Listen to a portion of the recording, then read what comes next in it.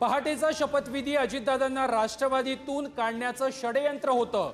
शिर्डीतील भाषणातून धनंजय मुंडेंचा दावा, तर शपथविधीला जाऊ नका, मी दादांना सांगितलं होतं, मुंडेंचं वक्तव्य। सरपंच हत्या प्रकरणावरून मला जाणून बुजून टार्गेट केलं जात आहे, हा माझ्या बदनामीचा डाव, धनंजय मुंडेंचा आरोप। तर बीडची परिस्थिती पाहून अजितदादांकडे पालकमंत्री पद, मुंडेंचं स्पष्टीकरण।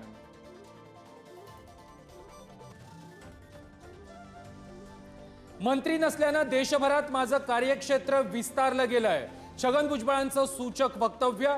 राष्ट्रीय राजकारणात सक्रिय होणार असल्याची ही चर्चा।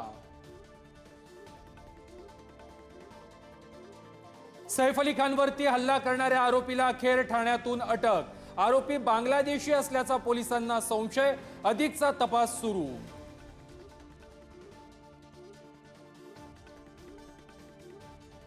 सैफवर हल्ला करणारा बांगलादेशी असेल तर हे केंद्रीय गृहमंत्र्यांचं अपयश, आदित्य ठाकरेंचा हल्लाबोल। तर मुंबई पालिका निवडणुकांसाठी बांगलादेशी अँगल, रोहित पवारांचा गंभीर आरोप।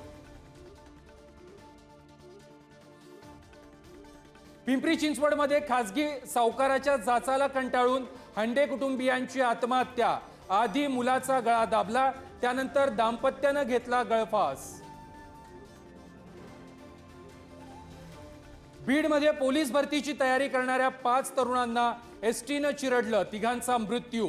आक्रमक नातेवाईकांची सरकारी नोकरीची मागणी, अधिकारी आश्वासन देईपर्यंत मृतदेह ताब्यात घेण्यास नकार। मुंबई पुणे द्रुतगती महामार्गावरती बसनं घेतला पेट, भीषण आगीमध्ये बस जळून खाक, सुदैवानं कुठलीही जीवितहानी नाही। होळी सणानिमित्त कोकणामध्ये जाणाऱ्या चाकरमान्यांना तिकीट मिळेना, 13 आणि 14 मार्चला कोकणात जाणाऱ्या गाड्या फुल, तर खासगी ट्रॅव्हल्सच्या तिकीटचे दर गगनाला।